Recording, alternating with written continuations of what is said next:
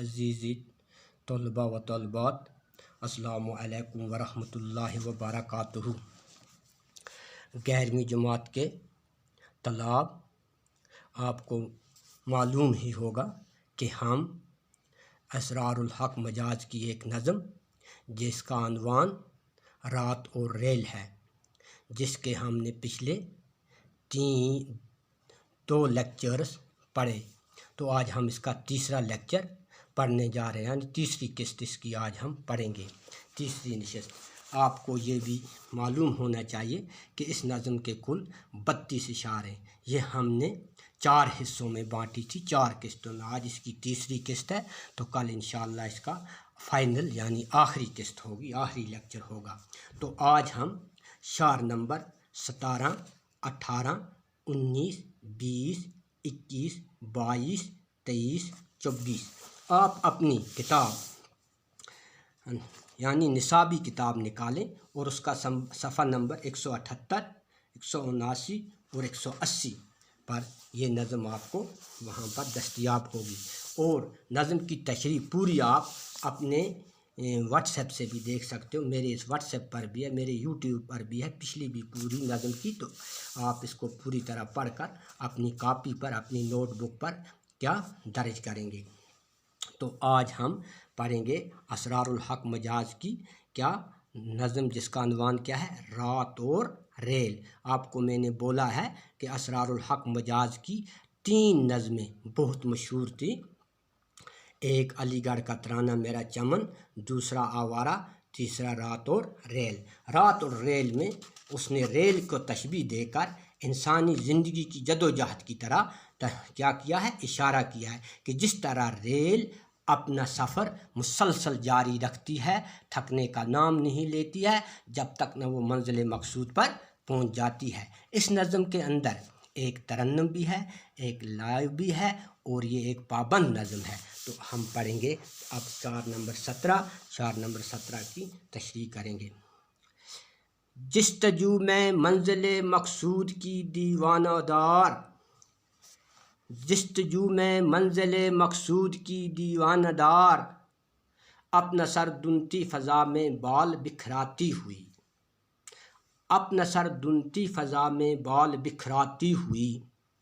شاعر جن کا اصلی نام اسرار الحق تھا اور مجاز و تخلص کرتے تھے، فرماتے ہیں کہ ریل اپنی منزل کی تلاش میں، جستجو کیا ہو گیا، تلاش میں، مقصود میں، وہ دیوانوں کی طرح منزل کے شوق کے لیے سر دنتی ہوئی، انجن کے دھوؤں کی شکل کے بال بکھیرتی ہوئی آگے ہی چلے جاتی ہے، یعنی اپنی منزل کی طرح رواں دواں رہتی ہے، یعنی اپنی منزل مقصود کی طرح یہ ہر حال میں پہنچنے کی کوشش کرتی ہے۔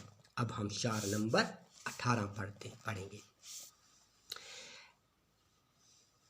چھیڑتی ایک وجد کے عالم مثال سرمدی، چھیڑتی ایک وجد کے عالم مثال سرمدی، غیظ کے عالم میں منہ سے آگ برساتی ہوئی۔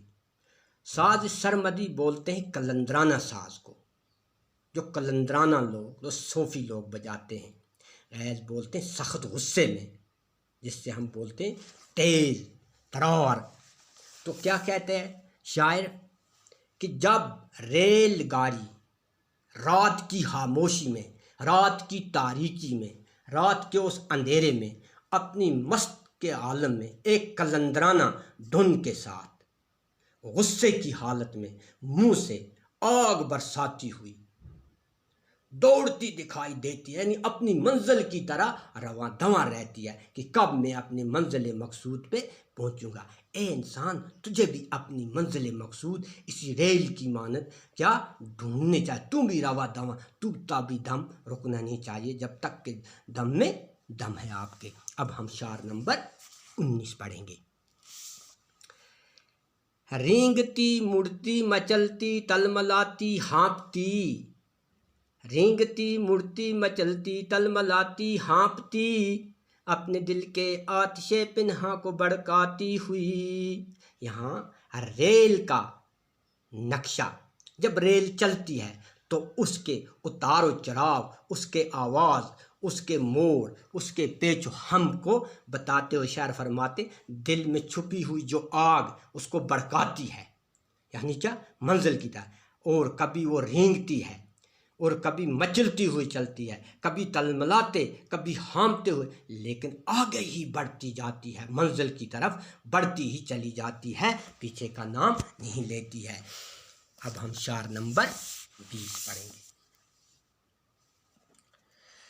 پل پہ دریا کے دمادم کوندتی للکارتی، پل پہ دریا کے دمادم کوندتی للکارتی، اپنی اس طوفان انگیزی پہ اتراتی ہوئی، اپنی اس طوفان انگیزی پہ اتراتی ہوئی۔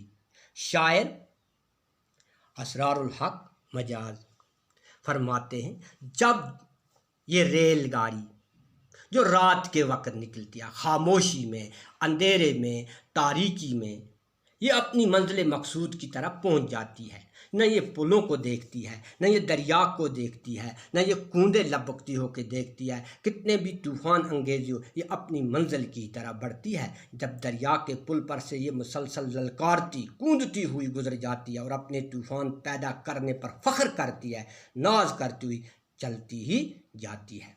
اب میں شعر نمبر 21 پڑھوں گا۔ پیش کرتی بیچ ندی میں چراغاں کا سماں، پیش کرتی بیچ ندی میں چراغاں کا سماں، ساحلوں پر ریت کے ذروں کو چمکاتی ہوئی، ساحلوں پر ریت کے ذروں کو چمکاتی ہوئی۔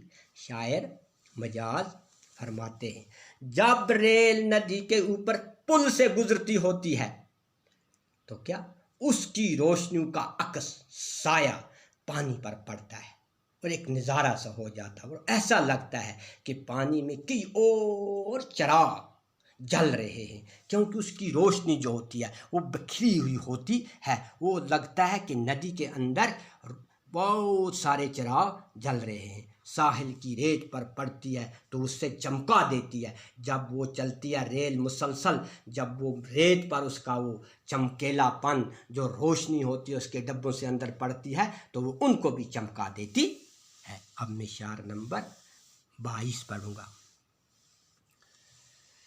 منہ میں گھستی ہے سرنگوں کے یکایک دوڑ کر، منہ میں گھستی ہے سرنگوں کے یکایک دوڑ کر، داندتی ہے چیختی چنگارتی گاتی ہوئی، داندتی چیختی چنگارتی گاتی ہوئی۔ کہتا ہے یہ شاعر جب ریل کبھی راستے میں آنے والی سرنگوں میں چیختی ہے، یعنی ان کو پار کر دیتی ہے اور گاتی ہوئی گھس جاتی ہے ان کے اندر اور آگے ہی بڑھتی جاتی ہے۔ اب ہم شعر نمبر 23 پڑھیں گے، 23۔ ایک مجرم کی طرح سہمی ہوئی سمٹی ہوئی، ایک مجرم کی طرح سہمی ہوئی سمٹی ہوئی، ایک مفلس کی طرح سردی میں تھر تھراتی ہوئی۔ شاعر یہاں ریل کے اتار و چڑھاؤ بیان کرتے ہیں، نقش نگار اس کے بیان کرتے ہیں چلنے کے، کہ کہتا ہے کبھی ایک مجرم کی طرح ڈری اور گھبراتی ہوئی ہے، اور کبھی غریب کی طرح سردی میں کانپتی ہوئی کیا نکلی ہی جاتی ہے، لیکن رکنے کا نام نہیں لیتی ہے، منزل مقصود کی طرح رواں دواں رہتی ہے۔ تیز تر کے گامزن منزل مقصود نیست، صفائے دل سے۔ اب شعر نمبر 24 پڑھیں گے۔ صفائے دل سے مٹاتی عہد ماضی کے نقوش، صفائے دل سے مٹاتی عہد ماضی کے نقوش، حال و مستقبل کے دلکش خواب دکھلاتی ہوئی، حال و مستقبل کے دلکش خواب دکھلاتی ہوئی۔